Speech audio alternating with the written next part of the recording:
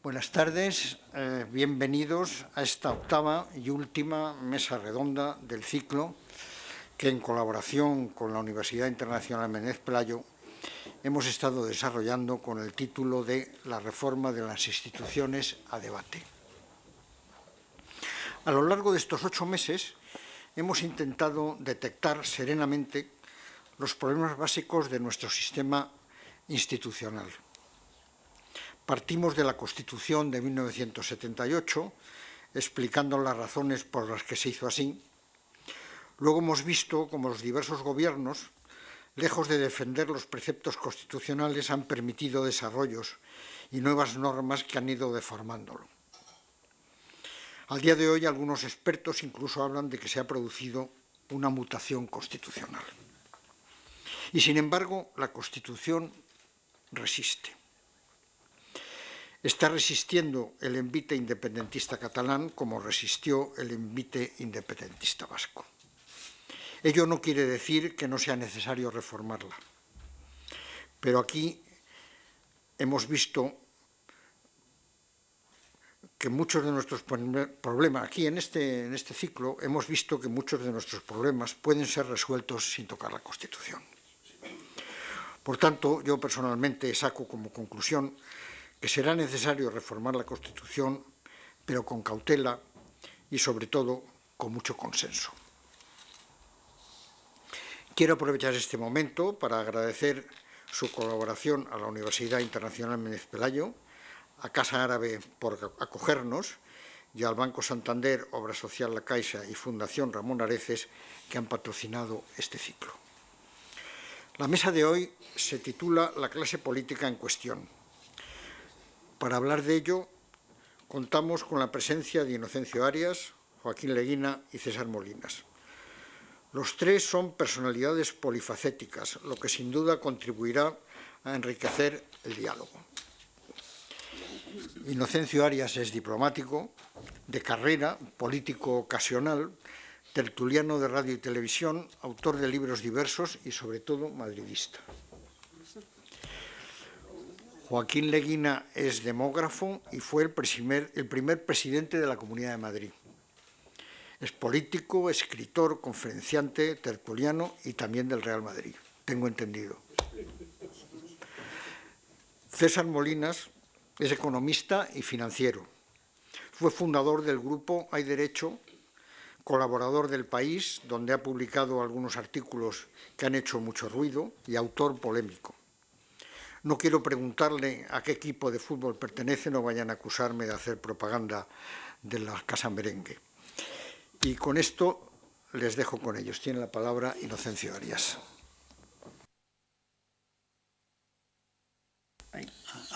Muy buenas tardes. Quiero dar las gracias a la Fundación por invitarme a participar en esta mesa, en la que se me dice que era el que presidía la mesa y moderador. Por lo tanto, serán ellos los que harán más el uso de la palabra que yo. Pero con todo y como sugerencia o como provocación para ellos, haré un par de puntualizaciones o de comentarios.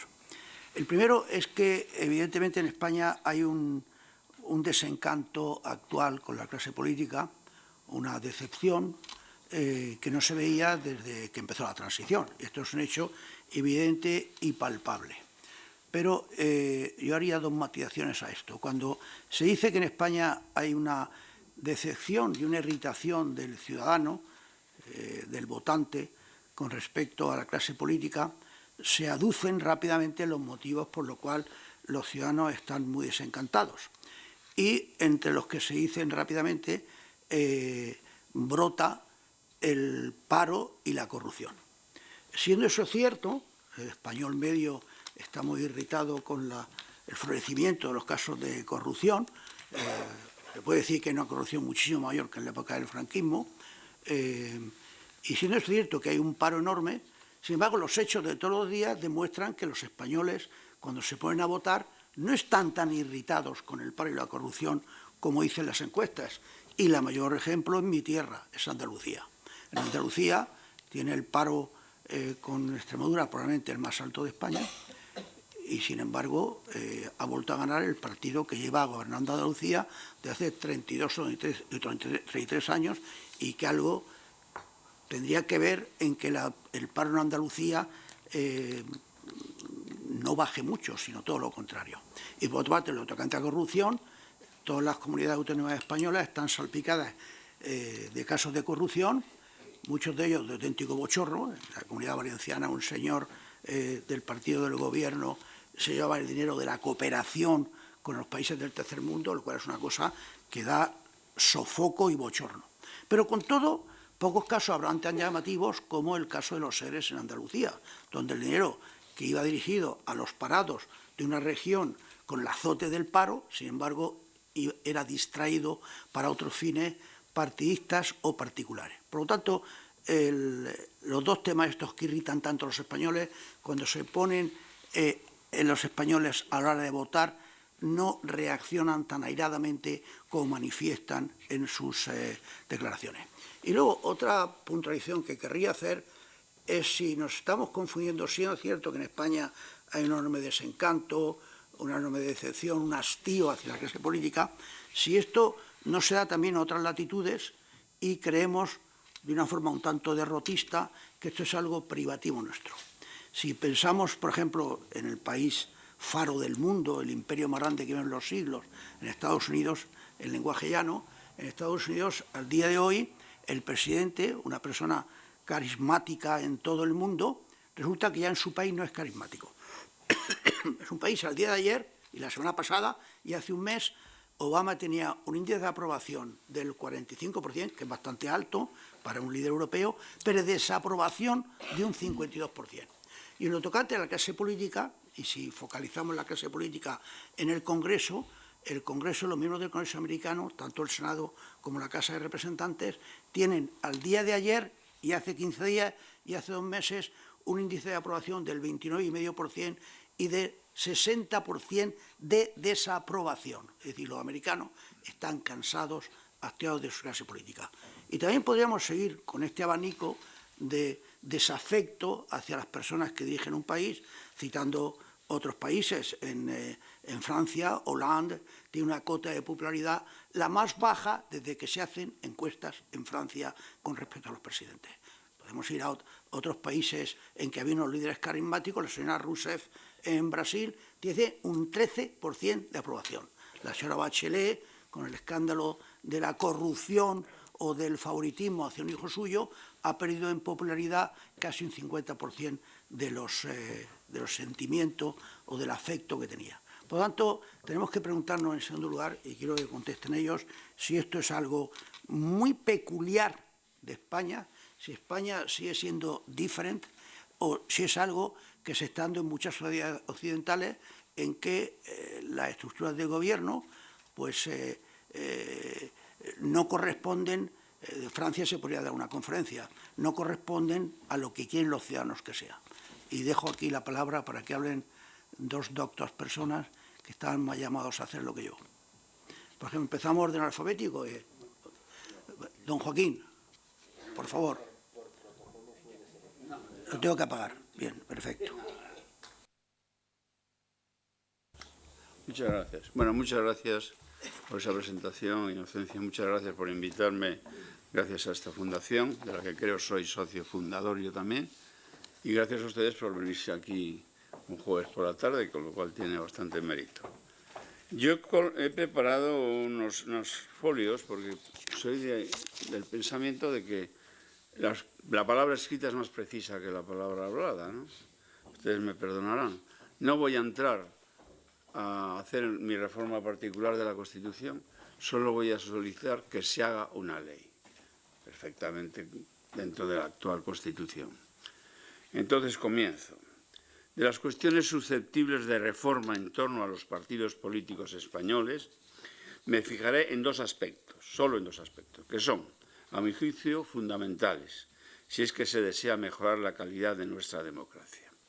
El primer aspecto girará en torno a la democracia interna y la endogamia practicada por los partidos, lo que incluye el sistema de selección, es decir, la promoción de los afiliados. El segundo aspecto tiene que ver con la invasión de las instituciones y de la sociedad civil que han venido practicando y practican los partidos gobernantes en España.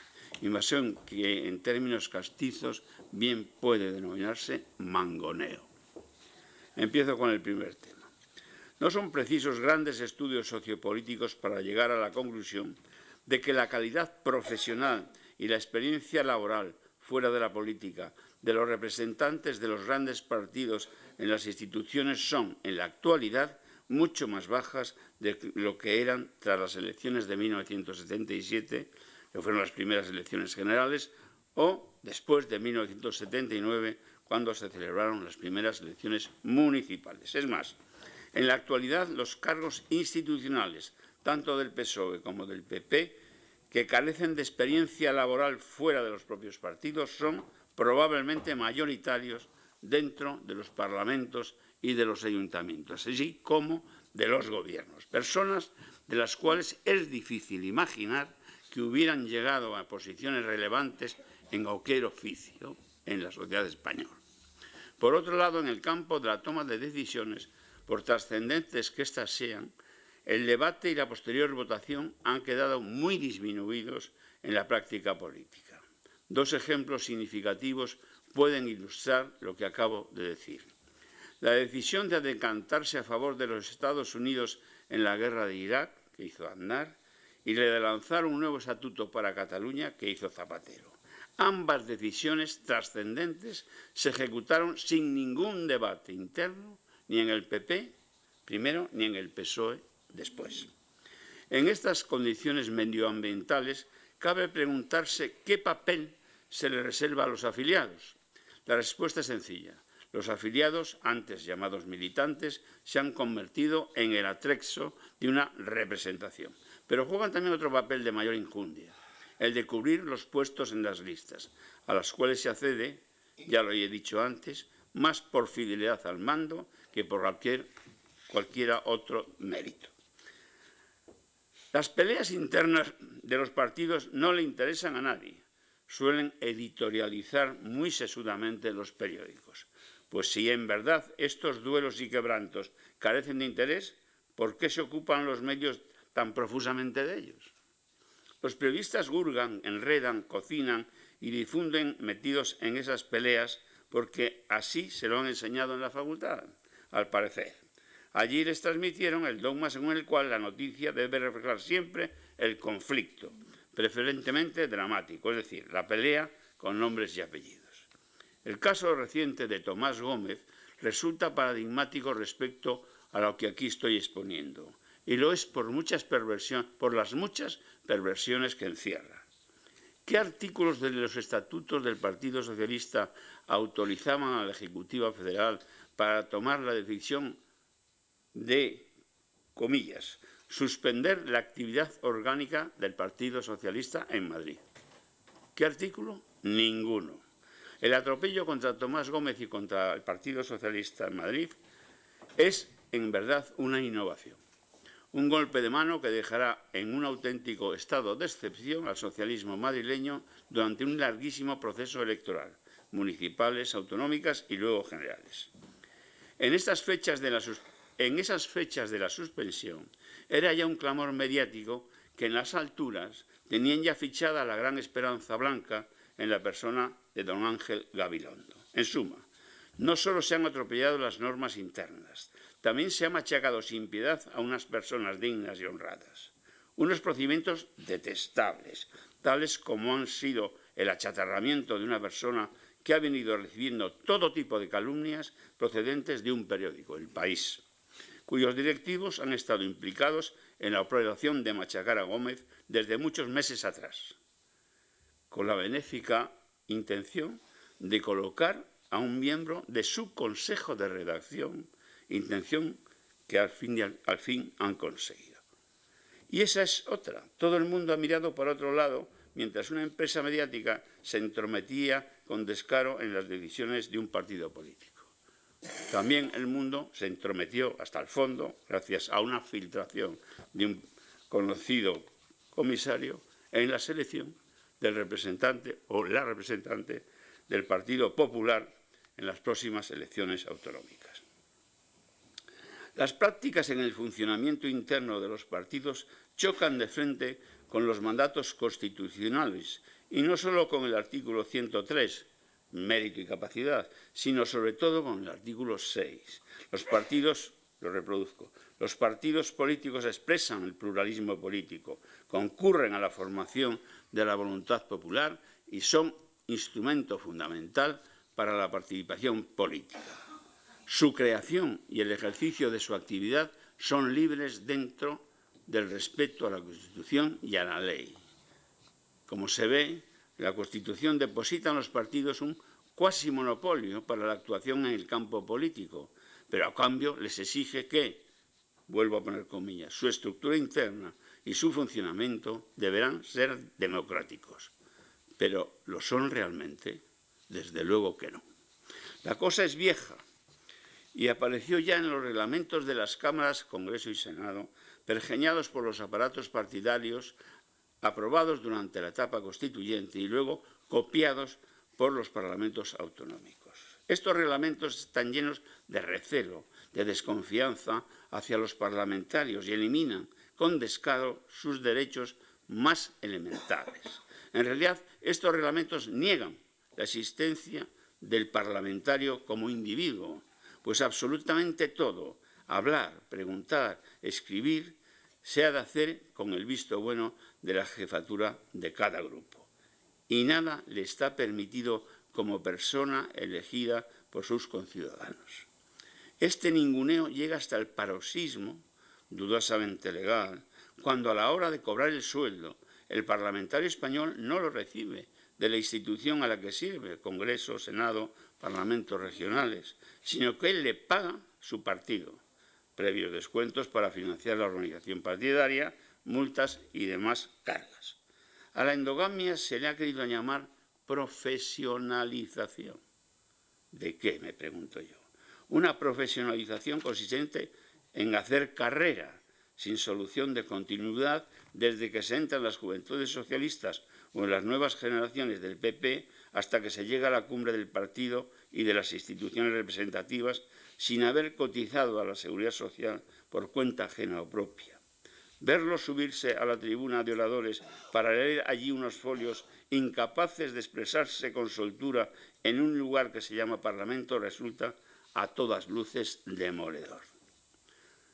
Paso al segundo tema que les he anunciado.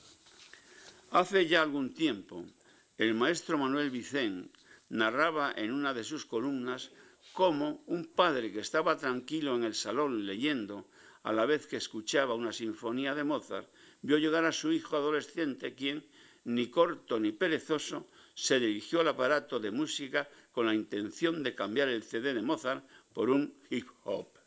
Y cuando el chaval empezó a manipular los mandos, entonces el padre, fuera de sí, le gritó: «No pongas tus sucias manos sobre Mozart». Pues bien, los partidos políticos españoles han puesto y ponen sus manos muchas veces sobre Mozart, sobre demasiadas instituciones, unas prácticas partitocráticas que están, a mi juicio, en la raíz del actual desprestigio de la política. Usos que los partidos no parecen dispuestos a abandonar. Vamos, que no desean sacar sus sucias manos de Mozart. Estas prácticas perversas tienen un nombre castizo: mangoneo. Llamo mangoneo a toda intervención oficiosa desde el poder para forzar que se tomen decisiones en el ámbito de la vida social, judicatura, medios de comunicación, empresariado, función pública, saltándose el espíritu de las leyes. Recordaré a este propósito lo que hizo José María Aznar cuando puso al frente de las empresas preexistentes del sector público a sus amigos, y cuando estas empresas se privatizaron, esos amigos personales siguieron al frente de esas empresas tan ricamente. Nunca mejor dicho.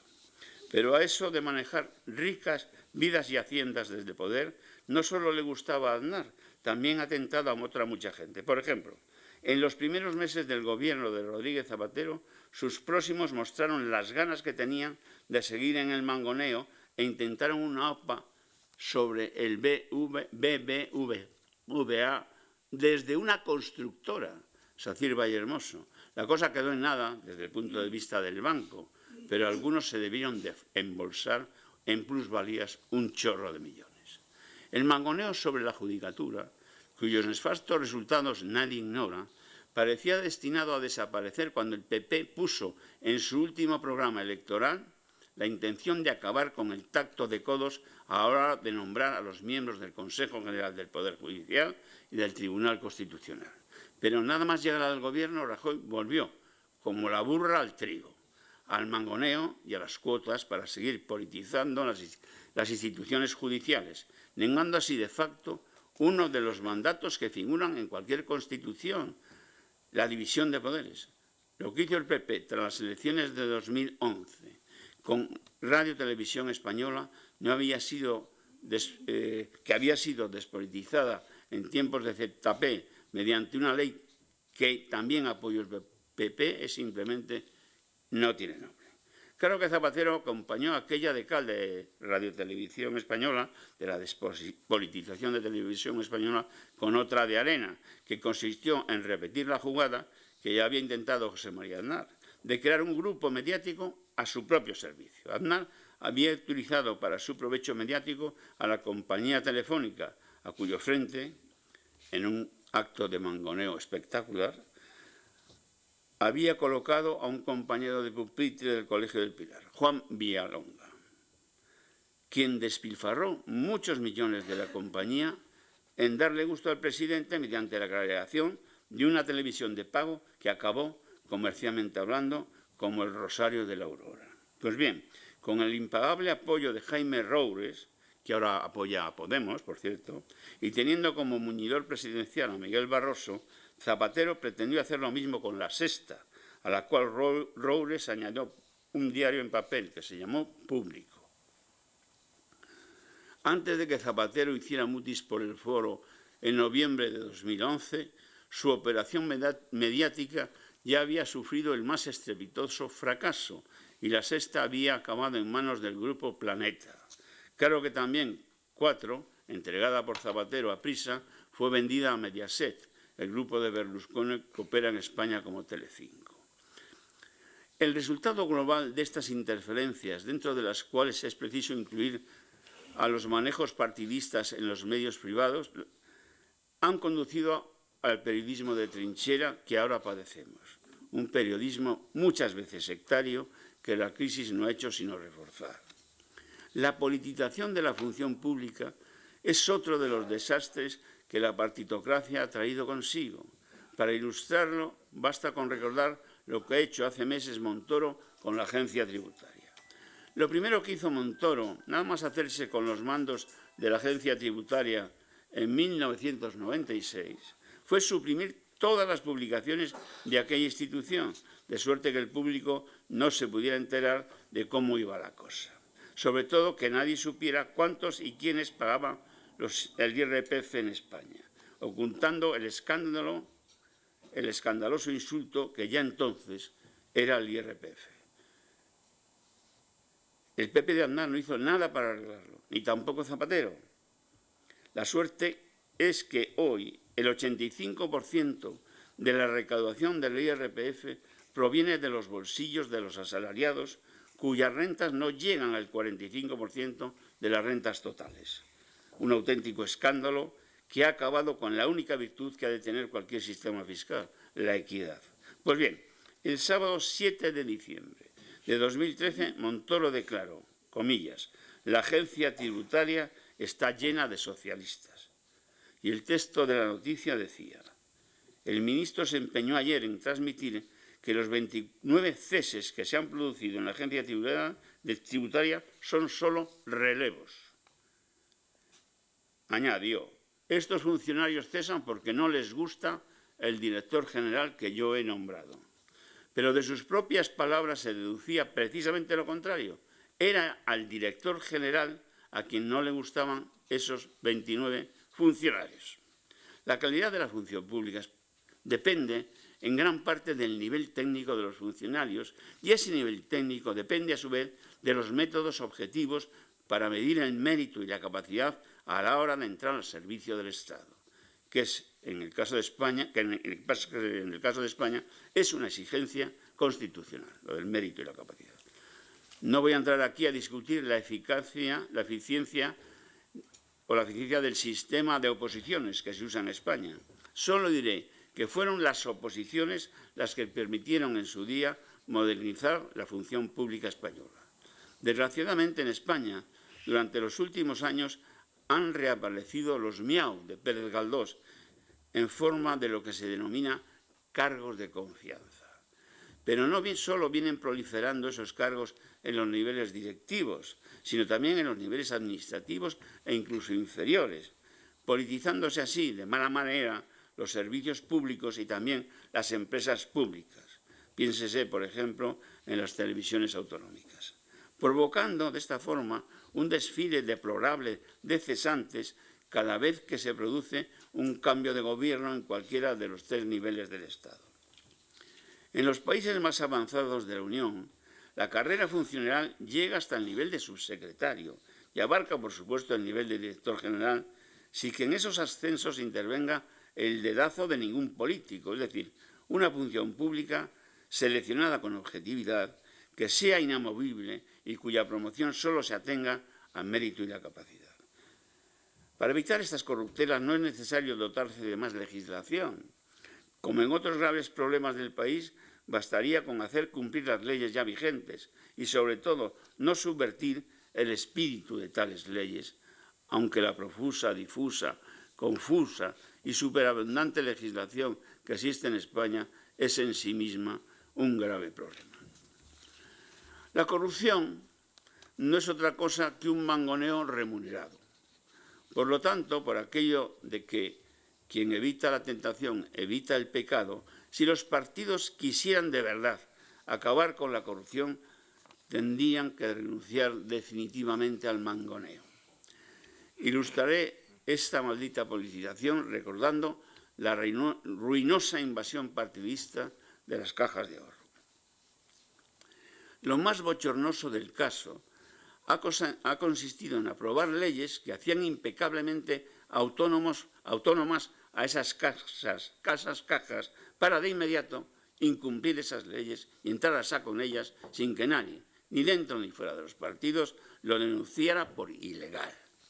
Mas ahora, cuando el desastre de, por ejemplo, Caja Madrid han entrado en la vía judicial, parece llegado el momento de cobrar la cuenta de tan larga fiesta y cobrársela a quienes han sido responsables de decisiones no solo indecentes desde el punto de vista de la economía de esa empresa, también desde el punto de vista moral y legal. La ruina de Caja Madrid no comenzó ni con la crisis ni con la salida de Bankia a bolsa. Se inició con el pacto firmado el 6 de septiembre de 1996 entre el Partido Popular de Madrid y Comisiones Obreras de Madrid. Pacto que llevó a Miguel Blesa a la presidencia de la Caja. El pacto comenzaba así, comillas. Reunidos don Ricardo Romero de Tejada, secretario general del Partido Popular de Madrid, y don Francisco Javier López, secretario de Política Institucional de la Unión Sindical de Madrid Región de Comisiones Obreras, actuando ambos en nombre y representación tanto de sus respectivas organizaciones regionales y, ojo, como el conjunto de consejeros que por parte del Partido Popular y de Comisiones Obreras forman parte de los órganos de gobierno de la Caja Madrid, acuerdan, etcétera, etcétera. El señor Romero de Tejada y el señor López actuaron simultánea y respectivamente como representantes del PP y de comisiones, haciéndolo en asuntos que afectaban directamente a la administración, gestión financiera y representación de la Caja, declarando actuar así está escrito, como he visto, en representación del PP y de los miembros del Consejo nombrados a propuesta del partido político y del sindicato. Y esa delegación era claramente ilegal. Fue así como desbancaron a toda prisa de la presidencia de la Caja a quien había sido elegido para ese cargo por unanimidad tan solo unos meses antes de ese pacto. Este señor se llamaba y se llama Jaime Tercerio. ¿Por qué fue ilegal ese acuerdo? Porque la ley de cajas de la Comunidad de Madrid, entonces vigente, recogía en el artículo 22.2 lo siguiente, comillas, los miembros de los órganos de gobierno actuarán con plena independencia respecto a las entidades y colectivos que los hubieran elegido o designado, los cuales no podrán impartirles instrucciones sobre el modo de ejercer sus funciones. Solo responderán de sus actos ante el órgano al que pertenezcan y, en todo caso, ante la Asamblea General. Parece lógico, es elemental. ¿Cómo va a estar una organización financiera dirigida a larga distancia? Un consejero no podía, ni puede hoy, comprometerse u obligarse con nadie, tampoco con su partido político, ni con su sindicato, respecto de su actuación en el Consejo de Administración, pues atentaría contra la independencia y autonomía de la Caja y subvierte los principios de su buen gobierno. Estamos ante una perversión descomunal, que el mínimo respeto a las instituciones y a las leyes hubiera debido impedir. De esta manera, el Consejo de Administración de la Caja se vio sometido a esa ilegalidad permanentemente. No menos chocante dentro de esta conspiración ha sido el hecho de que los órganos de control de la propia Caja, los de la Comunidad de Madrid y los del Banco de España, no hayan intervenido nunca para impedir esa tropelía continuada, cuya expresión más acabada ha sido lo de las tarjetas Black, unos sobresueldos millonarios entregados con la aviesa intención de taparles la boca precisamente a los consejeros para que el presidente Miguel Blesa y su corte pudieran hacer lo que les diera la gana, desde créditos a constructoras quebradas a compra de bancos en Miami, por no hablar de operaciones con intenciones estafadoras como fue la venta de preferentes. Es un pensamiento generalizado que en España la raíz sobre la que crece el frondoso árbol de la corrupción es la financiación ilegal de los partidos, los cuales reciben dinero ilegal de empresas e individuos a cambio de favores políticos, mediatos o inmediatos. Una cadena de dinero negro del que se benefician, en primer lugar, los intermediarios, sean los tesoreros de los propios partidos, caso es el caso de Bárcenas, o sean redes mafiosas, caso de Gürtel, y luego los propios partidos, para dar brillo a su propaganda electoral o para gastarlo en sobresueldos de algunos de sus líderes, porque ya se sabe, la política está muy mal pagada. ¿Es este un problema de transparencia? Me temo que no solo. Sobre todo es un problema de legalidad y de decencia, y en este caso de la financiación ilegal, de falta de control, como el que tendrían que realizar los tribunales de cuentas, tanto el nacional como los autonómicos. En efecto, la expresión más clara de este gravísimo problema ha sido la eliminación de controles, y es sabido que en las regiones con peor puntuación en calidad de gobierno es donde los expertos advierten un nivel más alto de politización de la función pública y un nivel más bajo en los controles. La falta de controles explica el saqueo de los seres andaluces y lo mismo ocurre con la estafa de los cursos de formación, tanto en Andalucía como en el resto de España. Desde hace bastantes años se ha detectado que en España el buen gobierno municipal se ha visto seriamente deteriorado tras la cuasi eliminación de los controles personificados en los funcionarios llamados de habilitación nacional, que lo hizo Calvo Sotelo antes de la guerra, José Calvo Sotelo. Secretarios, interventores principalmente. Con nocturnidad y alevosía, los municipios han conseguido apartar a estos cuerpos de control hasta conseguir interventores y secretarios, que son los guardianes de la legalidad, cuyo ingreso en la función pública y su posterior promoción profesional no dependían de los municipios. Estos señores han pasado a ser nombrados por los alcaldes, poniendo una vez más a la zorra a vigilar el gallinero. Pues pobres gallinas. Según los autores ya citados, los que no he citado, que han hecho esos estudios sobre España, los funcionarios de habilitación nacional deberían jugar el papel que juegan los consejeros delegados en las empresas privadas, que se llaman CEO, con sus siglas inglesas, participando en las políticas públicas, estos funcionarios, y velando por los principios de mérito y capacidad a la hora de la selección y promoción de los empleados públicos. Alguien se preguntará si el mangoneo es evitable. Intentaré darle respuesta. No se trata de una utopía como tantas de las que han querido y quieren erradicar el mal de las almas y de los corazones humanos. No es eso. Se trata de algo más sencillo. Pues el objetivo es simplemente ponerse lo más difícil a los potenciales corruptores y corruptos. ¿Cómo? Haciendo que las decisiones en el ámbito público sobre recalificaciones, contratos de obra o de servicios, concesiones, nombramientos fuera del ámbito estrictamente político, intervención de empresas y actividades privadas estén A, regladas y B, sean objeto de decisiones colegiadas por personas que no estén sujetas a mandato imperativo y sean elegidas con criterios estrictamente profesionales, es decir, por funcionarios. De esta suerte, los políticos recibirían menos visitas interesadas y podrían dedicar ese precioso tiempo a solucionar algunos problemas que buena falta hace. Las decisiones sobre las recalificaciones urbanísticas, contratación de obras y servicios públicos o concesiones administrativas pasan por tres momentos diferentes. Primero, se decide qué hacer. En segundo lugar, se decide cómo hacerlo, es decir, el proyecto. Y en tercer lugar, se decide quién lo va a hacer, mediante concursos, subastas, designación, etc. Pues bien, el qué hacer debe quedar en manos de los políticos, pero el cómo y el quién ha de quedar en manos de comisiones ad hoc compuestas fundamentalmente por funcionarios de carrera, los famosos CEO.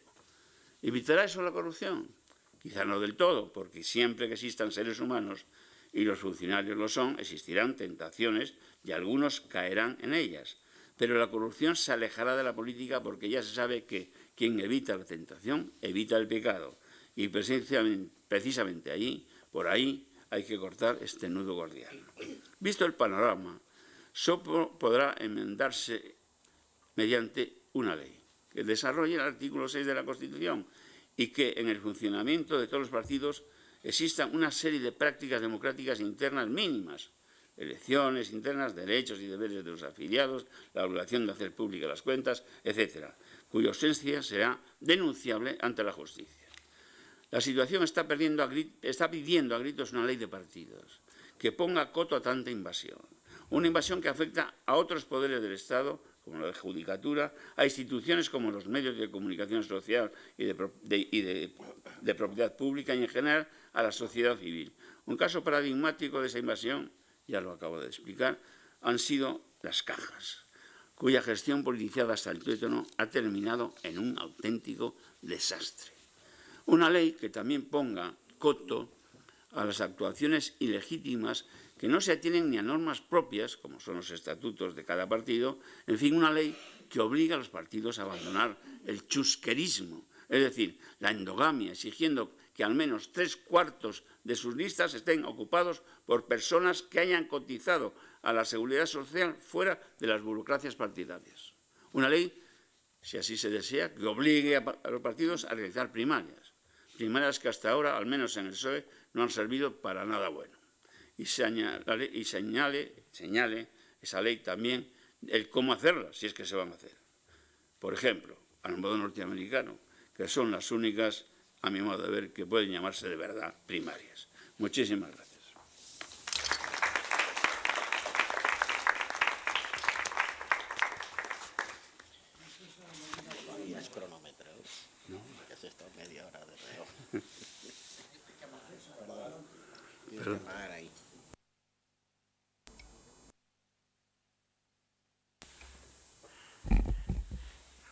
Bueno, pues para empezar, daros las gracias por haberme invitado en tan ilustre compañía con Chencho y con Joaquín. No sabéis lo que celebro no haberme escrito el discurso, porque hubiera dicho una cosa muy parecida a la que acaba de decir Joaquín, con lo cual me tengo que acoger a la ventaja de una cierta improvisación de un tema pues que me lleva preocupando desde hace mucho tiempo, en el cual he tenido bastante dosis de activismo en los últimos años. En mayo de 2003, junto con unos cuantos personajes inquietos, sacamos un manifiesto por una nueva ley de partidos políticos que firmaron 100 personas, 100 notables alrededor del país. Pedimos firmas por internet, y conseguimos un cierto volumen que duró relativamente poco y fue una aventura que hoy se estudia en una escuela de negocios. Hay un caso sobre cómo no llevar una campaña por Internet, que fue lo que hicimos nosotros y no llegamos realmente a ningún sitio. Queríamos 250.000 firmas y nos quedamos en 25.000. Pero sí que pusimos en marcha un balón que luego, pues por la historia que no voy a repetir, que también ha explicado Joaquín aquí, pues ha ido cogiendo peso y solo falta pues que encuentre una BBC que lo meta en la portería, ¿no? Yo voy a tocar los 3 puntos mismos que ha tocado Joaquín, pero voy a ir un poco como un acordeón. Voy a empezar por el final, que es el tema de la ley de partidos. Voy a pasar después al punto intermedio, que es la relación entre instituciones y calidad profesional y personal de los políticos. Voy a tocar el punto del título de la sesión de hoy, ¿no?, que es la clase política. Voy a mojarme definiendo qué es lo que creo yo que es la clase política, y voy a hacer un poco de historia, porque todo esto no nos ha pasado por casualidad, sino nos ha pasado por un conjunto de circunstancias históricas que conviene no olvidarse, ¿no? Porque para ver dónde está la raíz de nuestros males, yo creo que es una buena base para ver de dónde tienen que venir nuestros remedios. Empezando por el final, yo voy a dar una nota de esperanza y de optimismo. Los españoles, cuando nos metemos en una empresa en la que hay meritocracia y competencia, somos buenísimos, pero somos buenísimos. Y os voy a poner 2 ejemplos.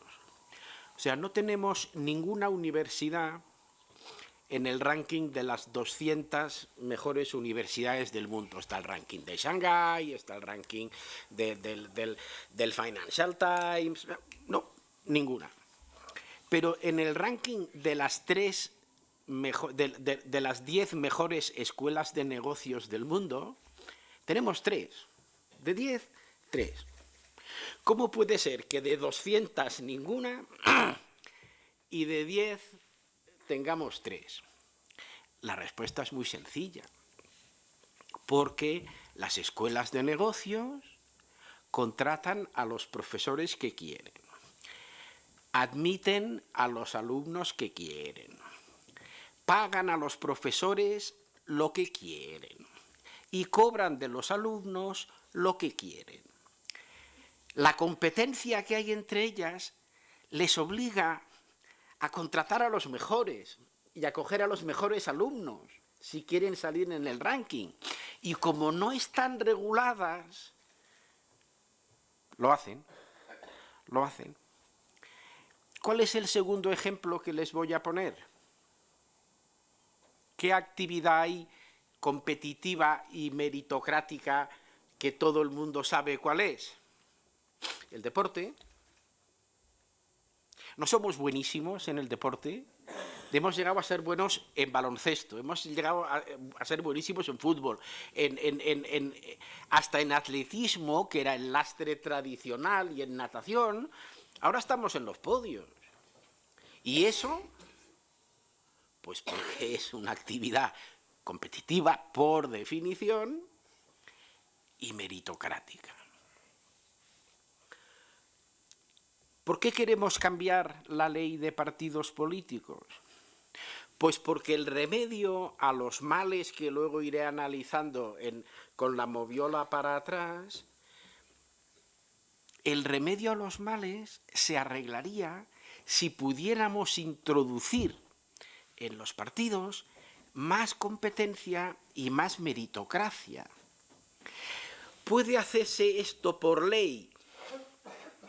Puede intentarse, entre otras medidas. Aquí, como ya ha dicho Joaquín, en España hay muchas leyes. ¿Y cómo podemos vivir con tantas leyes? Hay 100.000 en vigor. Pues porque no se cumple casi ninguna. ¿Qué más da hacer una nueva ley si no se va a cumplir? Bueno, un momento. ¿Qué características tiene que tener una ley de partidos políticos? Nos tenemos que poner a pensar mucho y tal. No, nosotros en el Manifiesto de los 100 proponíamos adaptar, pero básicamente copiar la ley alemana. ¿Y qué dice la ley alemana?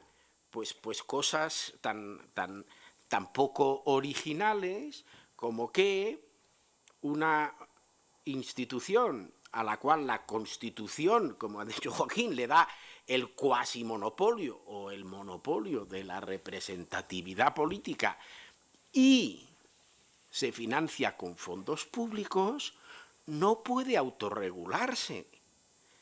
Tiene que estar regulada y tiene que dar cuentas. Los partidos políticos españoles en Europa son los únicos que se autorregulan. Todos los demás tienen una regulación externa, salvo en cierta manera los británicos, pero que tienen regulados los británicos los gastos. ¿Cuál es el tope para una campaña electoral en el Reino Unido? ¿Cuál es el tope de gastos para el Partido Conservador y para el Laborista? 200.000 libras. El tope de gastos. Con eso el Bigotes no tenía ni para montar un escenario. Son 200.000 gastos. Por eso no hay actos públicos en las campañas. Ni falta que hace. ¿Cómo va a haber una democracia sin gastarse millones en las elecciones y en los gastos públicos? No sé, llevan unos años, ¿no?, de democracia. Se puede hacer. Vamos a copiar la ley alemana o cualquier otra, pero la alemana vemos que funciona. No solo la ley de partidos, sino también me gusta la ley electoral. ¿Qué dice de raro? Pues nada, que por ley tienen que hacer congresos cada 2 años. Cuando yo fui, me acuerdo con unos miembros de UPyD diciendo, pero si no, es imposible organizar, y del PSOE, bueno, el bueno de Alfredo, ¿cómo voy a organizar yo un congreso cada 2 años? Pues no sé, si lo hacen los alemanes, ¿por qué no lo podemos hacer aquí? Que esos congresos tienen que elegirse los delegados de manera democrática, que tiene que haber una manera de retar a la dirección y que realmente la peor cuña es la propia manera. La única manera de pillar a un político corrupto es que otro político envidioso le denuncie. Es la única. Que para echar al jefe tiene que haber alguien que quiera ser jefe en vez del jefe. Es la única manera. Y eso tiene que haber una ley que lo haga posible. ¿Por qué tenemos unos políticos tan mediocres y por qué, con algunos ilustres representantes históricos en esta mesa, por qué eran tan excelentes los de la transición? Pues porque realmente ha habido un proceso conjunto de degradación de las instituciones y de los políticos y de la política. ¿Qué ha pasado con las instituciones? Pues que en un momento dado el proceso, que luego me remitiré al origen, decidieron que realmente el Parlamento no era un buen sitio para hacer política. Y emigraron, y Joaquín ha usado la palabra colonizar, y eso es lo que ha pasado. O sea, se ha colonizado todo: las televisiones, el Poder Judicial, el Tribunal de Cuentas, la agencia tributaria, todo. Pero es que el Parlamento tiene, la política que debe hacer el Parlamento tiene 2 dimensiones. Una es hacer leyes y la otra es controlar, pedir responsabilidades, pedir cuentas. Eso se hace en un país democrático, se hace en el Parlamento. ¿Cuántas comisiones de investigación hemos tenido? Ahora estamos teniendo una en Cataluña, pues por la que había una correlación política que lo hacía inevitable. Pero incluso el presidente de la Generalitat, que no estaba allí por casualidad, que fue el segundo de Pujol durante muchísimo tiempo, pues se las había arreglado para no ser convocado. ¿Cuántas comisiones de investigación que hayan... ha habido pocas, pero pocas. En la carrera de San Jerónimo, poco. O sea que hemos dejado el control y hemos llevado a unas instituciones en donde están nombradas a dedo, ¿no? ¿Por qué ha ido cayendo la calidad? Pues claro, a cada ronda digital baja la calidad, es decir, una persona que tiene actividades alternativas, que tiene que esperar a que le llegue el dedo del presidente del partido o del comité ejecutivo diciéndole si va o no en las listas. O sea, no hay un proceso competitivo interno para formar las listas electorales, sean de las elecciones generales, de las municipales o de las autonómicas, ¿no? Con lo cual se ha montado un sistema de selección de personal absolutamente perverso. Y voy a poner el ejemplo de una amiga mía que ha conseguido superar esta faceta, que es Esperanza Aguirre. ¿Por qué ESPE se sale con la suya? Pues porque sabe que tiene un capital político personal.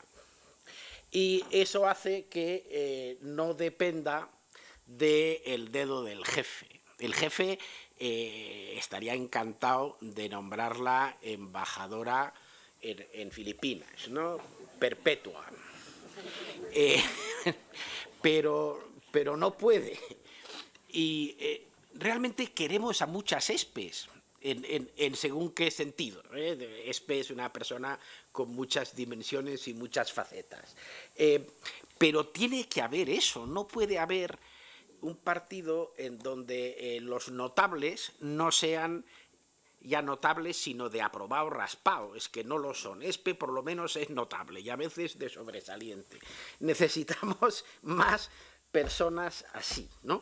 Y el sistema no las genera porque no las puede generar, porque el que se mueve no sale en la foto, como dijo, esto se atribuye a Alfonso Guerra, pero luego él me dijo que no había sido él, no sé quién dijo eso. Él, sí, bueno. Bien, tenemos unas instituciones muy estropeadas y entonces una democracia es un pacto de convivencia plasmado en la Constitución y yo soy de la opinión que se ha mencionado antes de que tenemos una Constitución que está bastante bien, o sea que y cambiar la Constitución por cambiarla a lo mejor no es una solución para nada. Primero digamos qué queremos y luego vemos si hay que cambiarla o no. O sea, es una Constitución razonablemente bien hecha, lo que pasa que admite muchas interpretaciones y entonces ya veremos, ¿no? Y ahora estoy yendo al principio de la historia. Es decir, claro, yo soy parcialmente responsable de que estemos hablando de la clase política, porque escribí sobre el tema, tuvo mucha difusión el papel, luego escribí un libro y luego pues el Pablo Iglesias actual pues se sacó el concepto este de la casta, que la verdad es que no se me ocurrió, pero no está mal. O sea, es quizá mejor que el de la élite extractiva que había utilizado yo, que también es un concepto prestado. Vamos a ver, no nos engañemos. Es decir, un sistema político o un régimen político, el franquismo, el de ahora, el régimen francés. O sea, siempre los que se consiguen mantener estable es porque tienen un conjunto muy amplio de grupos de interés que lo apoyan y que, en cierta manera, condicionan la agenda. y que tienen un cierto poder de veto sobre modificaciones de la agenda inicial. Eso es, si a alguien le interesa el tema, pues hay un libro en 2 volúmenes de Fukuyama, muy reciente, que se llama Los orígenes del orden político, que yo recomiendo mucho, ¿no? Esto de la democracia está muy bien, pero en Roma, por ejemplo, pues mandaba el Senado y mandaba el pueblo. Había 2 grupos de interés importantes, y dentro del Senado y dentro del pueblo pues había también sus grupos. ¿Cómo se forma la clase política de nuestro sistema político? Y ante eso, ¿qué es la clase política? Pues yo doy dos definiciones alternativas. Lo que pasa es que coinciden muchas cosas, ¿no? Que esto lo podía haber hecho Pablo Iglesias también, dar un poco de definición de qué quiere decir con la casta. Lo que pasa que le va mejor no concretar. Pero vamos, podríamos decir que forman parte de la clase política amplia todas aquellas personas cuyo puesto de trabajo o cuyos ingresos dependen fundamentalmente o han dependido de un favor político. Eso es una definición. Ejemplos, hombre, todos los cargos electos. Con el sistema que tenemos, todos los cargos electos.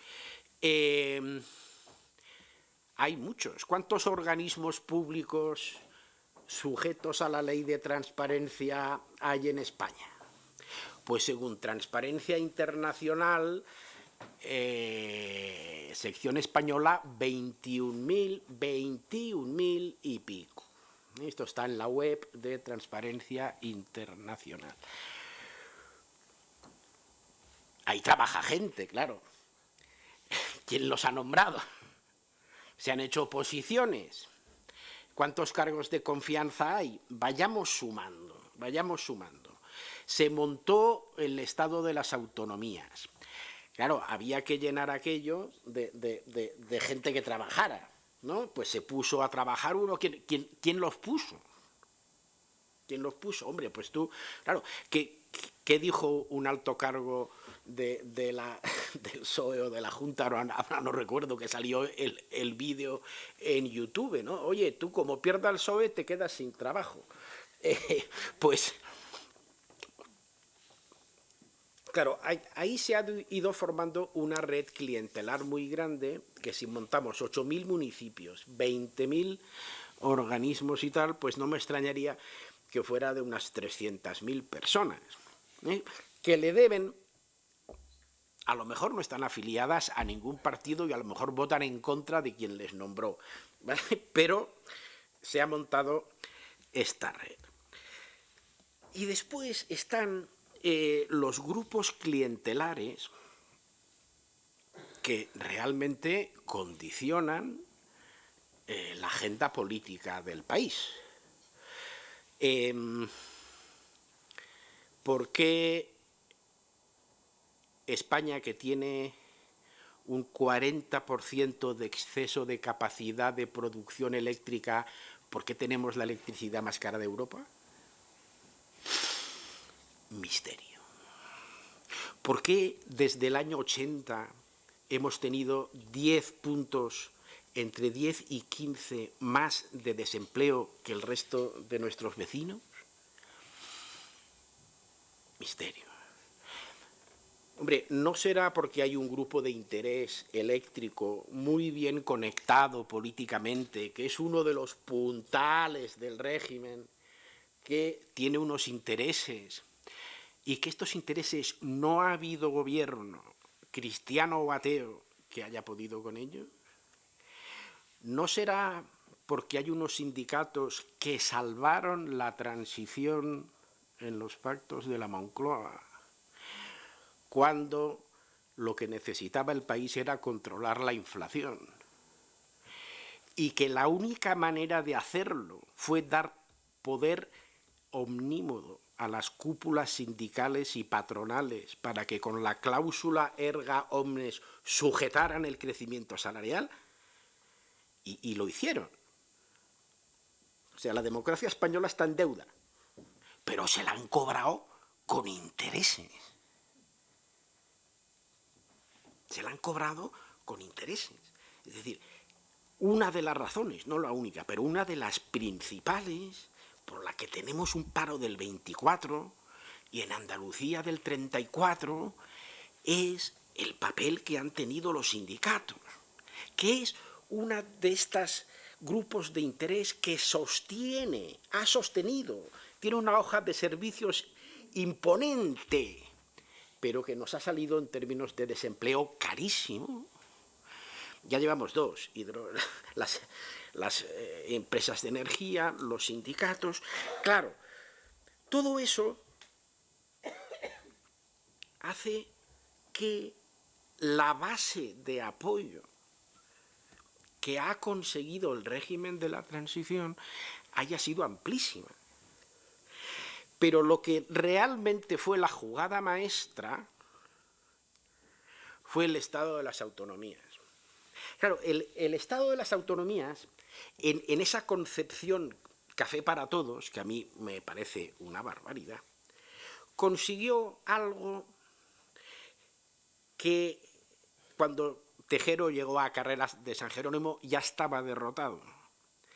Consiguió integrar al caciquismo tradicional de las distintas provincias y autonomías españolas dentro de la base de apoyo político. Claro, el lema de no vamos a ser menos dio un poder local y regional inmenso donde antes no existía. Los Fabras, claro, es que los Fabras tienen varias generaciones de caciquismo que se remontan al siglo XIX y eso está intacto. Los Baltares, todo eso se integró y dio una estabilidad, pero tremenda. O sea, ¿cómo puede ser, lo mencionaba Joaquín, de que con un 34 de paro en Andalucía y un 24 nacional nos dediquemos a robar el dinero de los cursos de formación y de los ERES y no pase nada? Lo asombroso no es que robemos, lo asombroso es que no pase nada. Ahora volvemos, y ya acabo. Hemos llegado al origen. Pasamos otra vez por las instituciones. Claro, tenemos unas instituciones muy deterioradas. ¿Por qué? Pues porque, claro, en el año 77, 78, cuando se diseñaron los partidos, la prioridad era la estabilidad. Pasó lo mismo que con los sindicatos. Aquí necesitamos estabilidad, pues todo el poder a las cúpulas, ¿vale? A los sindicatos necesitamos la inflación, todo el poder a las cúpulas. Esto ha estado muy bien. El traje era un traje a la medida. Pero señora, el niño ha crecido. El niño ha crecido y ya el traje le revienta por las costuras. ¿Hay que cambiar la Constitución? No. ¿Todo eso que está pasando mal está apoyado por la Constitución? No. Lo que hay que hacer es una serie de leyes específicas atacando los problemas. No puede ser, hay que despolitizar, descolonizar las instituciones fundamentales del Estado. Eso quiere decir, yo he llegado a proponer, en un libro que publiqué hace poco, que el Consejo del Poder Judicial se eligiera por sorteo. Choca. No, al dogo de Venecia se le elegía por sorteo. En Atenas se elegían muchas cosas por sorteo.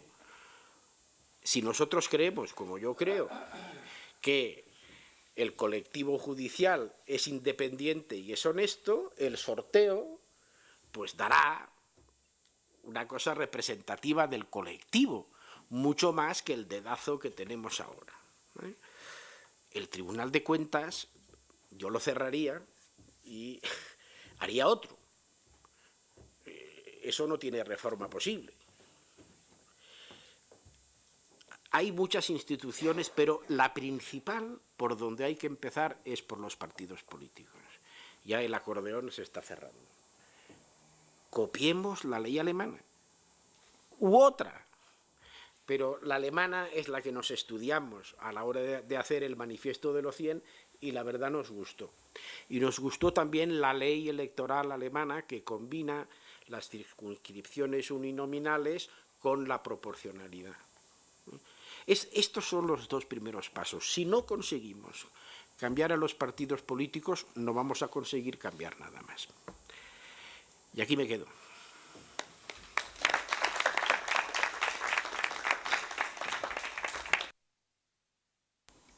Muchas gracias a los dos. Como he venido en moderador, como he dicho antes, voy a ser muy breve antes de darle la palabra a ustedes. Haré un brevísimo comentario sobre lo que han dicho ellos.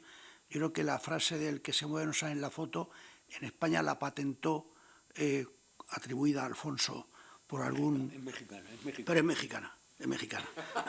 La patentó algún fontanero de Alfonso para darle a su jefe gloria, pero es mexicana y de bastantes años antes. Por otra parte, me ha extrañado, muy sucintamente, me ha extrañado esto de que el techo de 200.000 libras esterlinas en Gran Bretaña, me extrañaría mucho que el Partido Nacionalista Escocés en la campaña del referéndum solo se hubiera gastado 200.000 libras. Por lo que me cuentan los amigos escoceses, me extrañaría mucho. Y por otra parte, si se creó el Estado de las Autonomías con una ansia de evitar las apetencias de desmembración del país, en estos momentos esas apetencias están ahí y lamentablemente yo creo que es el problema más grande que tiene España, lamentablemente más fuertes que nunca. Pero quería hacer una pregunta ya directa a Joaquín y le paso la palabra a ustedes. Has dicho, y llevas toda la razón, que en el tema de la guerra de Irak con Aznar y el tema del Estatuto de Cataluña con ZP no fueron discutidos en el seno de los partidos, sí fueron discutidos en las Cortes, que los aprobaron los dos. Entonces yo me pregunto, tú estabas veladamente estabas dando a entender que en ambos partidos habría gente que no estaba muy conformes con lo que se estaba haciendo. Entonces yo digo, ¿cómo es que en los partidos no hay más Esperanzas Aguirre que no solo hablen veladamente, sino que se manifiesten en contra? ¿Por qué en Estados Unidos o en Francia o en Gran Bretaña, al llegar al Parlamento, la gente vota con arreglo a su conciencia o a sus intereses? En Estados Unidos, ni Obama ni Bush han podido aprobar la reforma migratoria porque gente de su partido va a votar en contra. Valls el otro día en Francia tuvo un sector de su partido, su militancia, de sus diputados, que votaron en contra. Y Blair logró aprobar la guerra de Irak con un sector nutrido de los laboristas que votaron en contra. ¿Por qué aquí hay ese borreguismo? Tú eres partidario, primero, de que las listas fueran abiertas y, en segundo lugar, de que acabe esa disciplina de voto rígida. Esa es la pregunta. Y después la paso a los asistentes.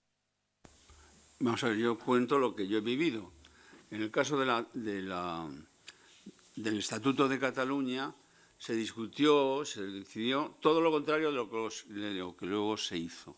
Pero esa ley, concretamente, que es una ley, como todo el mundo sabe, orgánica, no se discutió, ni en la Ejecutiva, a la que yo no pertenecía, ni en el Comité Federal, al que sí pertenecía, ni en el grupo parlamentario, al que también pertenecía. Entonces, solo recibí una llamada el día que se votó por la mañana de un señor, que no nombraré, de estos que vienen de otros partidos y que, vamos, se ponen enseguida a la orden del que manda, que me dijo, ¿no se te ocurrirá votar en contra? Digo, hombre, no, pues siempre he defendido votar según lo que dice mi partido, no según mi conciencia, porque creo que durante la República aquello de los votos según la conciencia fue un desastre, y lo he defendido siempre, pero me tenía que haber ido, aquella misma mañana, me tenía que haber ido, y voté a favor, me arrepiento de ello.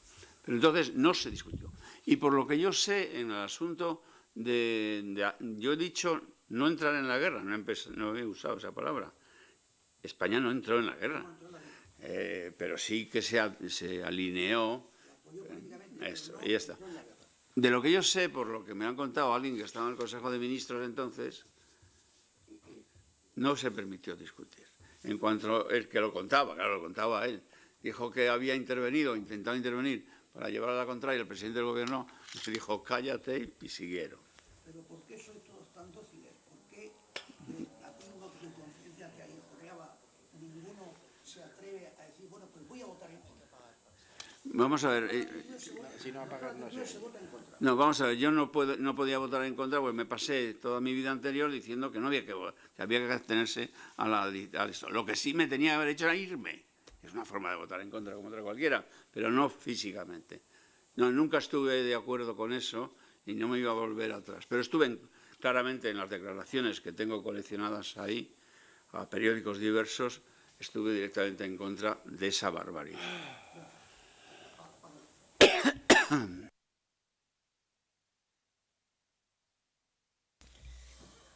La experiencia manda mucho, ¿no? Y el haber tenido una vida muy introducida en los partidos políticos, pues al final te permite formar una opinión. Vamos a ver, los partidos en España no se cierran gratuitamente, ni como consecuencia de la ley. Se cierran porque cualquier tipo de debate interno se interpreta inmediatamente por los medios de comunicación como una pelea interna y una división insuperable del partido. Y eso lleva al partido a perder las elecciones. Por tanto, es una actitud reactiva, lo cual no significa que no pueda flexibilizarse y que no haya una disciplina tan rígida dentro del Parlamento y se permita que los diputados presenten enmiendas individuales. Todo eso es perfectamente posible. Pero lo que quiero decir es que la dimensión principal está en que no es posible un debate interno público en los partidos sin que eso se interprete automáticamente como una división insuperable y, por tanto, con pérdida de votos. Y después, hombre, yo de las dos intervenciones lo que me quedo con muchas cosas, pero hay una cosa con la que no querría quedarme, que es, las dos han sido muy pesimistas. Bueno, es decir, si cogemos el caso de los Estados Unidos, empezando por el caso Enron, o por los fraudes bancarios, o por las trampas que hacen los partidos para delimitar las circunscripciones electorales, gerrymandering, el sistema americano no es lo que se dice que es. Está lleno de corruptelas. Y hay también un hartazgo muy grande, y el dato que ha dado Inocencio es muy claro, hay también un hartazgo sobre el funcionamiento del sistema político, de la clase política y de Washington. Porque ahí vas a Texas y lo único que oyes es hablar mal de Washington y lo que ocurre con la clase política de Washington. Es decir, que no tenemos el monopolio de esa dimensión negativa. Y ocurre lo mismo en los demás países europeos. Si coges, bueno, no quiero decir ya Italia o Grecia o la propia Francia, ¿verdad?, que tiene dos presidentes de la República procesados y uno condenado, Chirac, y el otro procesado en estos momentos, como es Sarkozy, que está procesado, es decir, por financiación ilegal. Y al final, en el tema de la financiación de los partidos, que es uno de los mecanismos de corrupción, sí es interesante la experiencia vivida por los Estados Unidos, porque han intentado establecer límites a la financiación de los partidos para que no haya una gran desigualdad. Pues al final, el criterio que se ha impuesto por el Tribunal Supremo es que la financiación de los partidos políticos es libre y no se acepta ningún tipo de limitación. Lo que tienen es una obligación de hacer pública la lista de las personas que contribuyen a los partidos y las cantidades que aportan. Y hoy no hay ninguna limitación a la aportación de fondos a los partidos políticos norteamericanos como consecuencia de una sentencia del Tribunal Supremo, porque todas las leyes que se han dado en Estados Unidos, limitativas de las aportaciones financieras a los partidos, todas han sido sistemáticamente violadas. Todas, sin excepción. Y el Tribunal Supremo se ha hartado y la última sentencia es esa. No, mire usted, aquí cada uno aporta lo que le da la gana al partido. ¿Cuál es la exigencia? Pues que sea pública, la aportación y la persona que aporta, ¿no? Que al final, bueno, eso favorece obviamente a los partidos conservadores y, por así decirlo, más ricos, y es perjudicial pues para...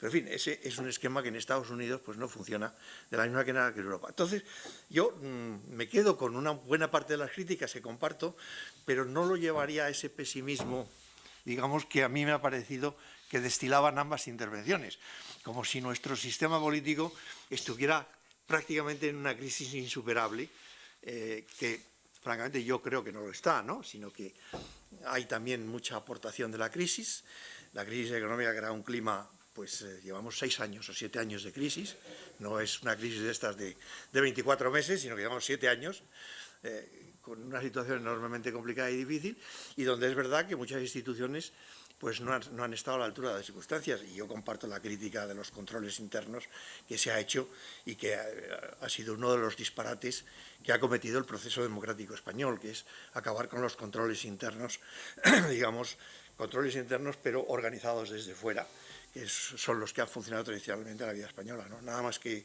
esta, digamos, consideración. Sí. La entrevista de la Salgado me permite hacer una puntualización. Me he equivocado incluso en las cifras negativas de aprecio de los estadounidenses por su clase política. Las he citado mal. Los congresistas tienen un 17% de aprobación y un 73% de desaprobación. Lo que me estaba refiriendo yo es a una encuesta repetida que dice: ¿cree usted que el país va en la buena dirección o en la dirección errónea? Y ahí sí, el 30% dicen que va en la adecuada y el 60% va en la errónea. Y lo tocante lo que has dicho, Rafa, de la sentencia del Supremo, la sentencia del Supremo ha sido bastante contestada. La izquierda piensa que es una sentencia un poco que está influenciada a los nombramientos conservadores que hizo Bush para el Supremo, que ahora mismo están levemente en mayoría. Y desde luego ha sido muy criticada por el New York Times y por la prensa progre de allí. Pero se ha producido y todo el mundo la cata, porque en Estados Unidos habla el Supremo y Roma locuta, causa finita, se acaba el tema. En otros países no. Tienes la palabra. Espera. No, espera que chocan los trenes, espera. Muy bien, perdón. Muchas gracias. Bueno, yo me sumo también a lo que ha dicho Rafael Arias Salgado, que han sido dos fiscales, muy brillantes, por cierto, para hacer una crítica de los partidos políticos. Y me ha complacido lo que ha dicho especialmente César Molina, de que no hay que tocar la Constitución, porque ya que este ha sido un seminario sobre los problemas actuales, bueno, quiero decir, para que los que no me conocen, yo he sido constituyente y he estado 20 años en el Senado. No he visto allí, os lo aseguro, vamos, y espero que se me crea, ninguna conducta de este tipo de corrupción en los años que yo he estado. Había unos que trabajaban más o menos y unos más brillantes que otros, pero no vi nada de eso en aquella época. Agradezco que se haya hecho la brillante defensa de los que participamos en aquella operación. Pero una de las cosas que se dicen, y a mí me duele mucho, porque es muy ligero, hay que reformar la Constitución. Y no se dice qué, pues a lo mejor es para ponerla peor. Si el problema que tenemos con esta Constitución es que no se ha cumplido, que se ha violado sistemáticamente en algunos puntos por los poderes públicos. Y eso es lo que habría que denunciar, con el fin de, quizá, introducir alguna modificación en la Constitución para evitar que el Poder Ejecutivo, es decir, el Gobierno sobre todo, incluso el Parlamento tampoco debería poder modificar la Constitución, ¿no? Porque es al pueblo al que le corresponde. Por lo tanto, me ha complacido el que se haya criticado, con mucha razón, por cierto, porque muchas de las cosas que se han dicho son verdad, a los partidos políticos. Y yo quiero hacer, muy brevemente, 3 puntos, tocar 3 puntos para ir a la esencia de las cosas. También se está en tela de juicio del bipartidismo, los grandes partidos. En una democracia es imprescindible y hasta bueno para vertebrar la opinión pública que haya asociaciones de los electores, que son los partidos políticos. Sería absurdo que se suprimieran.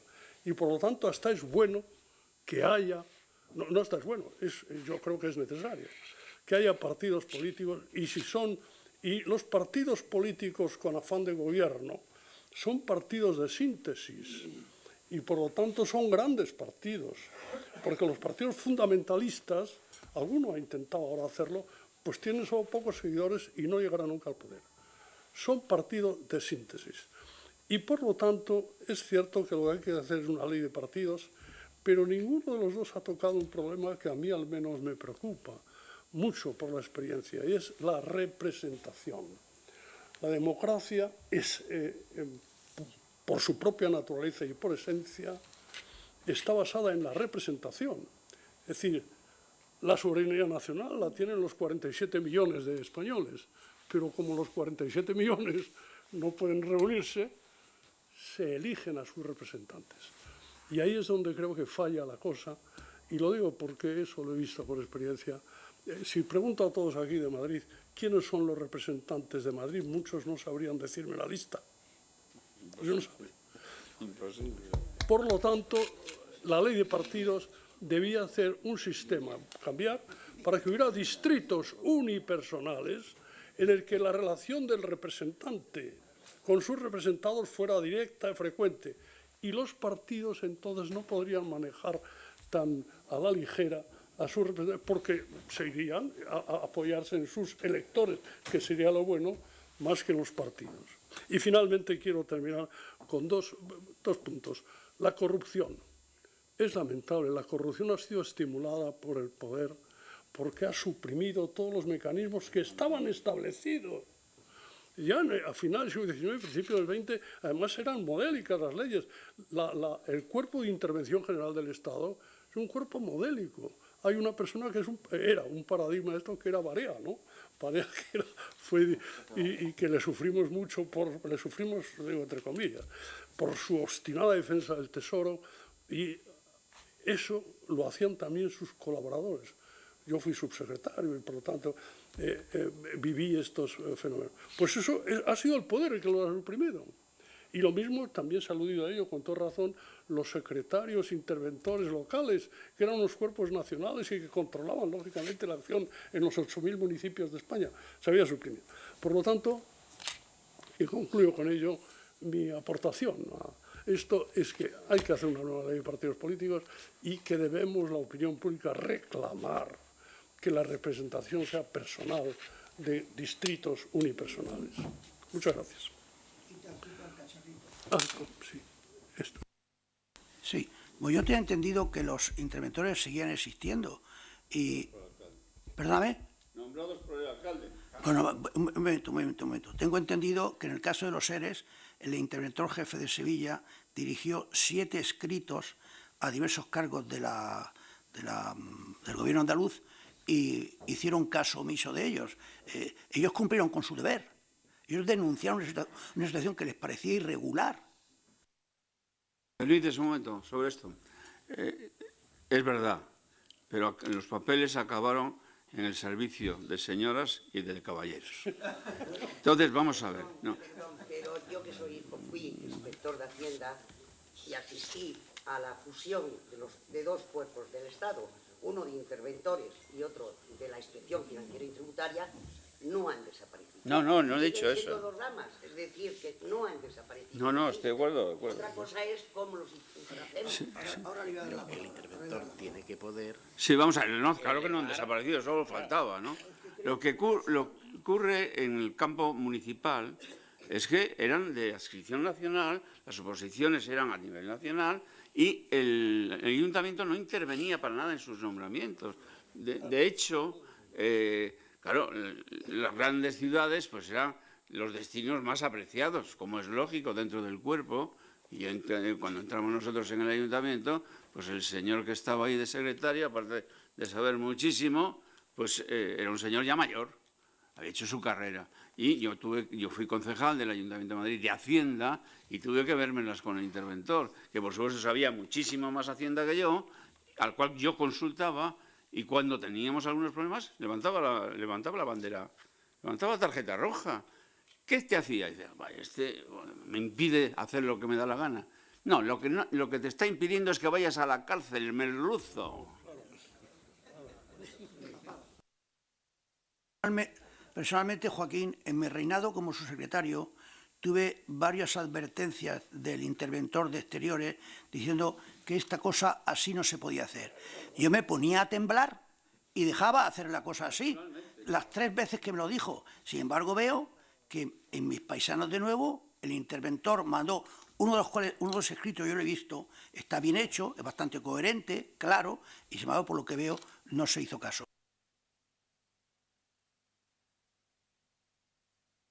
Aquí se ha hablado de que había posiciones bastante pesimistas y otras más optimistas. Entonces, también se ha dicho que estábamos en una situación muy similar en este país que en otros países, como puede ser Francia, Estados Unidos, Italia, etc. Yo creo que no. Yo creo que las características que tiene este país y las peculiaridades hace que sea muy distinto y mucha más grave la situación en España de lo que lo puede ser en Estados Unidos, donde la democracia lleva 200 y pico años y aquí la democracia, pues que yo sepa, lleva desde el año 76, 77. Es decir, tenemos una democracia muy, muy joven y por consiguiente no tenemos unas instituciones fuertes como en estos países.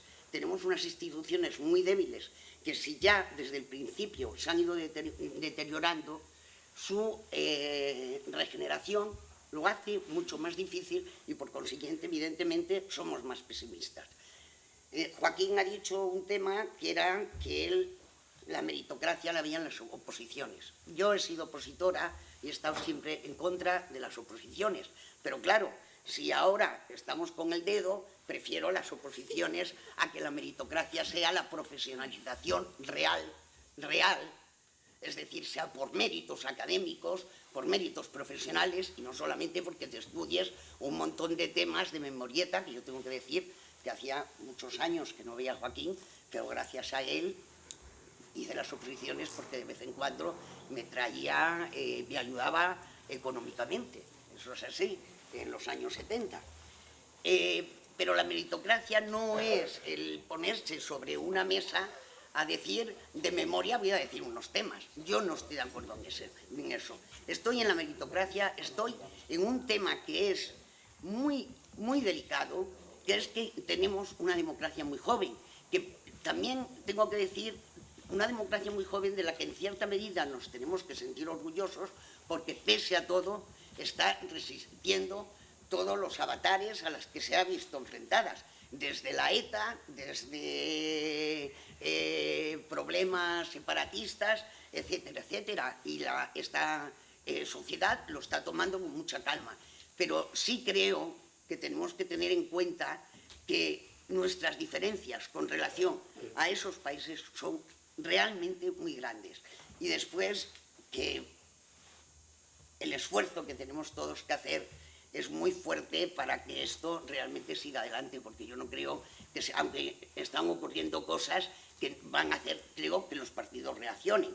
Es decir, el hecho de que aparezcan nuevos partidos, nos gusten a unos más o nos guste menos, está haciendo que realmente la gente tome conciencia de que algo está pasando y que al menos hay un 25% de indignados en este país que habrá que tenerlos en cuenta.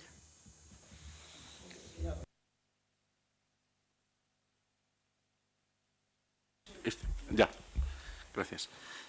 Bueno, yo lo primero quería aclarar una duda que me ha surgido de lo que han dicho hace poco tiempo Inocencio Arias y Joaquín Leguina, que España no participó en la guerra de Irak.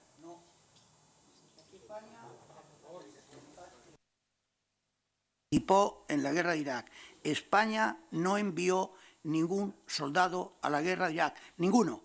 Y el hecho de que personas cultas como usted, y cuando yo voy dando charlas en visitas pastorales a diversas provincias, siempre hay gente que veo culta y enterada, que me lo discute acaloradamente, significa lo hábil que fue la propaganda contraria a Aznar para inculcar a los españoles. Nunca envió a Aznar un soldado de Irak hasta después de la guerra.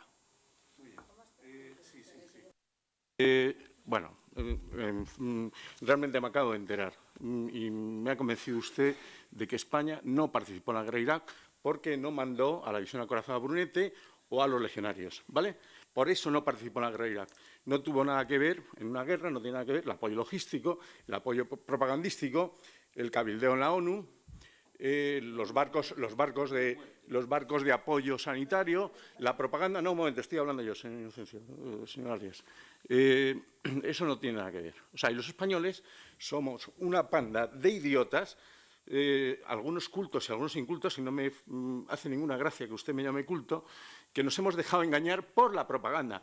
Esto lo que indica precisamente es la lejanía de los políticos del pueblo. Es decir, el pueblo debimos de enterarnos de otra cosa diferente a la que era la verdad, que se enteró usted, y no sé si el señor Leguina podrá guardar silencio. Usted sí se enteró que España no participó en la guerra de Irak porque no mandó a la Brigada Acorazada Brunete.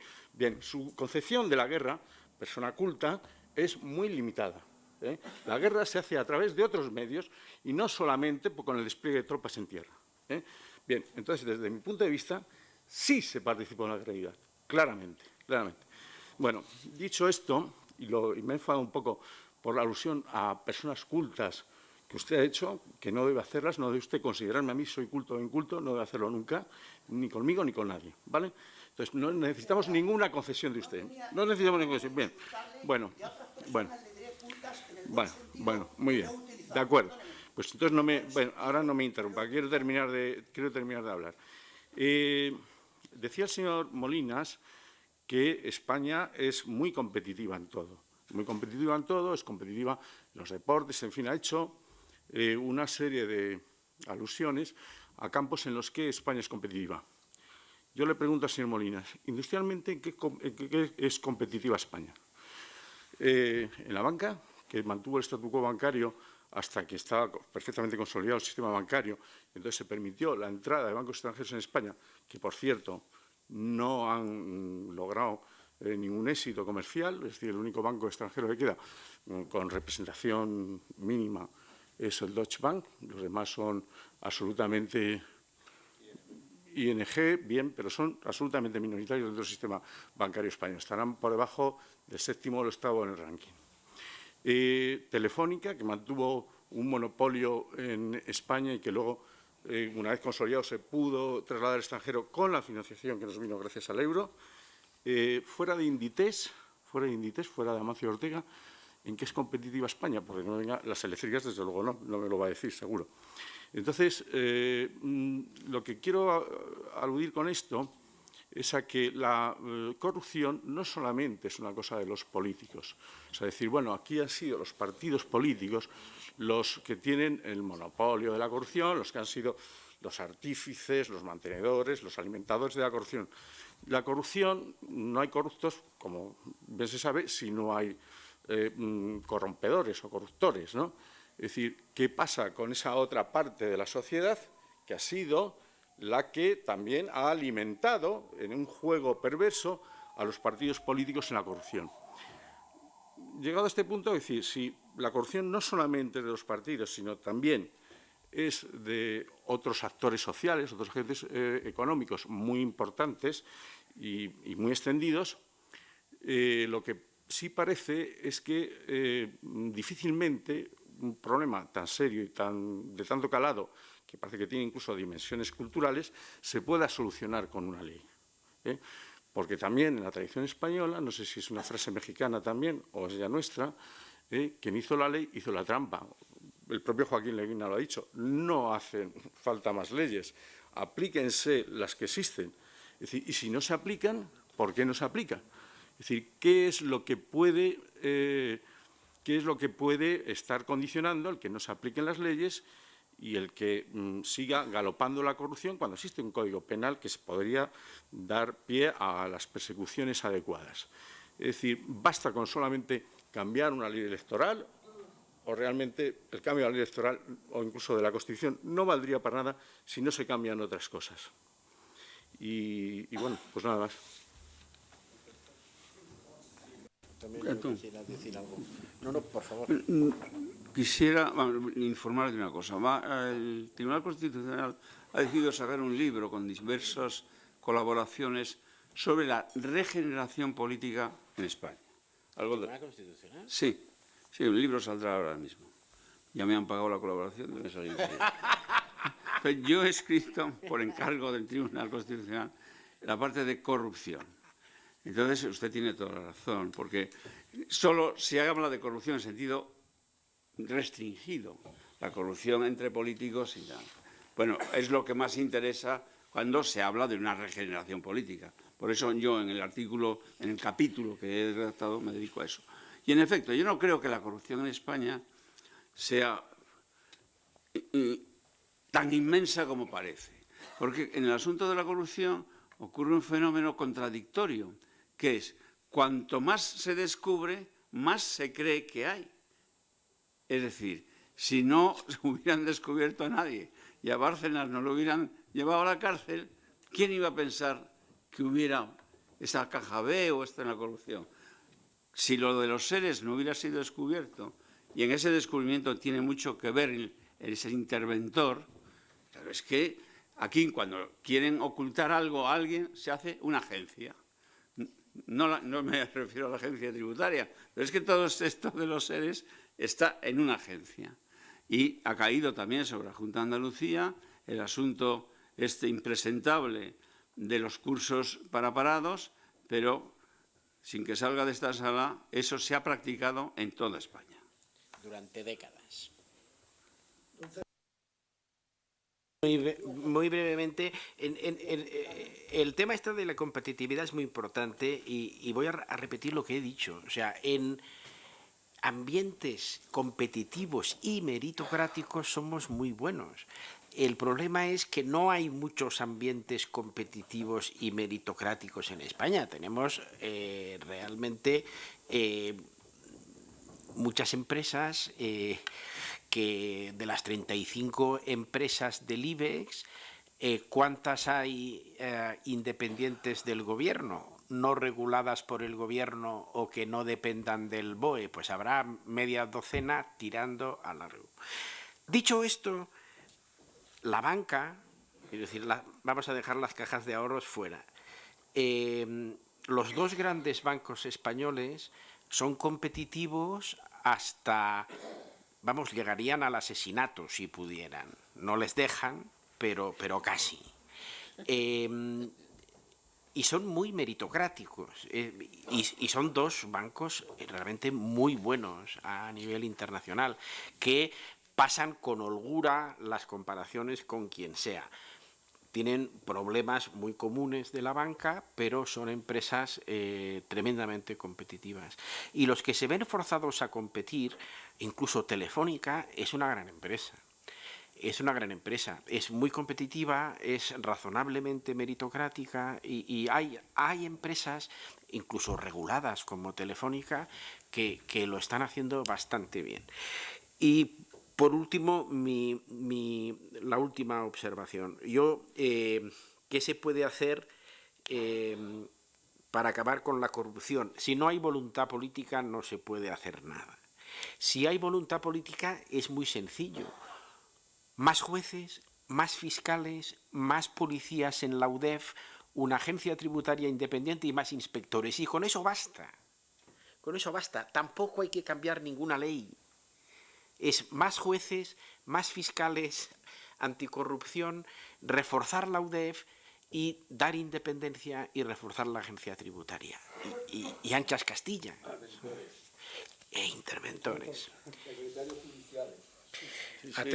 Atentos a un informe que tiene colgado de su web como una guía para la contratación pública la Comisión Nacional de Mercados y Competencia, que así como de pasadita en una nota a pie de página dice que los costes de colusión y de corrupción en la licitación pública son 49.000 millones al año, el déficit español. La última pregunta a usted, pero déjeme un minuto que le matice al señor que aparte de que yo sigo pensando que España no participó en la guerra, también le voy a decir otra cosa. La ONU nunca condenó la guerra de Irak. Y lo iba a interrumpir, usted me ha dicho no lo interrumpa, ahora se lo aclaro. La ONU nunca condenó la guerra de Irak. Tiene usted la palabra. No, yo le quería recordar que ACS está haciendo el metro de Nueva York, que ACS y OHL tienen la mayor parte de las concesiones de infraestructuras de autopistas de Canadá, de México, los aeropuertos, de Chile, de Argentina y de Venezuela. ¿Me deja usted a mí terminar ahora, si no le importa? Las compañías de energías renovables, las energías renovables sería para echarle aquí otro rato a las energías renovables, los errores que ha habido en este país, a mi juicio, que he estado en el sector, al crearlas y al descrearlas. Pero Abengoa está en Estados Unidos, Gamesa factura 3 o 4 mil millones de euros al año en Estados Unidos, es decir, el AVE de la Meca, es decir, hay muchas compañías españolas competitivas. Esa es la primera cosa que yo quería decir. La segunda, yo he tenido que estar en Estados Unidos por una razón comercial de una de estas empresas, de residuos, somos el número 1 en tecnología de residuos, en temas de digestión anaerobia. Entonces yo he tenido que estar. Entonces cuando va uno a Estados Unidos, es una anécdota, y yo estaba allí 5 años, de los 5 años, al final te haces amigo de la gente de la administración. Y un día dices, vamos a cenar. Allí tu amigo se paga la cena y pide la factura. El ayuntamiento, el funcionario del ayuntamiento que estás todo el día con él, no tolera que eso querrá decir algo, porque a esos niveles es lo que hay. Y la última que quiero decir es la corrupción en este país, que es una corrupción, lo que decimos todos ahora, los políticos, los partidos, la corrupción está en nosotros. La corrupción está en nosotros, y no solamente de dinero. Es que yo, por ejemplo, en mi barrio, que vivo ahí en Costa Rica, en mi barrio, las terrazas, todos los bares han hecho terrazas cerradas, y en todas las terrazas se fuma. ¿Vale? Está prohibido, las terrazas tienen que estar abiertas, solo pueden estar cerradas por 2 lados para considerarse un espacio abierto. En todas se fuma. Va uno allí, se va a tomar un café y dice, aquí no se puede fumar. Sí, tal. Eso nadie lo controla, nadie lo mira, las motos por las aceras, hasta.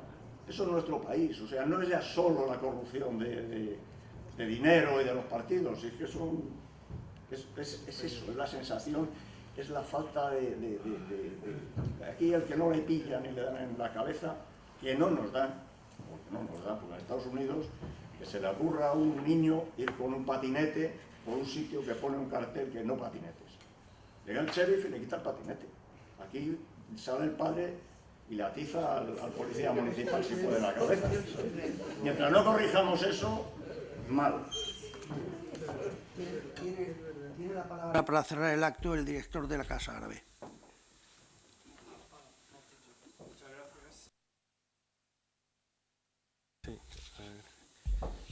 Muchas gracias. Yo quiero destacar precisamente que hoy es el último debate de un ciclo que ya empezó hace tiempo, que fue inaugurado en su momento por el ministro de Asuntos Exteriores y Cooperación, evidentemente también por el presidente de Transición Española, que es un ciclo en el que han trabajado conjuntamente la Universidad Internacional Méndez Pelayo, Transición Española y esta propia Casa Árabe, y que ha sido realmente un privilegio, porque entiendo que hemos podido abordar a lo largo de una serie de debates, inicialmente en el auditorio, pero después en esta sala, que es bastante más cálida y que permite más intensidad de debates, precisamente las transformaciones ocurridas en España en estos 40 años, y hacerlo también no solo en beneficio de los españoles, sino también en su origen era para aprender una serie de lecciones que nos han servido para también abordar procesos como son los procesos inicialmente las primaveras árabes. El elemento central que ha quedado bien claro es que para que haya una transición, para que haya una democracia, son las políticas inclusivas las que tienen que funcionar y, por tanto, en último extremo, tenemos que ir hacia esas políticas y no hacia las políticas exclusivas y el sectarismo. Muchos de los elementos que se han abordado hoy, precisamente sobre la vida interna de los partidos o sobre elementos de corrupción, pueden ser analizados desde esa perspectiva de sectarismo o incluso de exclusividad. Yo nada más agradecerle su estancia aquí y aprovechar para decir que en la terraza de aquí abajo hay 2 terrazas, una cerrada y otra abierta. En la terraza cerrada no se puede fumar. O sea, en el proceso de transformación de esta casa hemos conseguido por lo menos eliminar esa dimensión. Así que simplemente muchas gracias y espero que vuelvan pronto por aquí.